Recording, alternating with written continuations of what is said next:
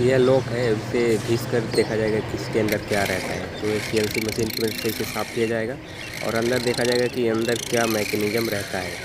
तो अभी 1 मिनट के अंदर पता चल जाएगा। बस वीडियो में बने रहिए, लाइक करिए, सब्सक्राइब करिए। काफ़ी सेटिस्फेक्शन के साथ इसे रिमूव किया जा रहा है। देख रहे हो, इसे लेयर हटाने के बाद देखा जाएगा कि अंदर क्या रहता है। अभी देखो, बस पूरा क्लियर देख सकते हैं आप। इस तरीके का लॉक रहता है ताला।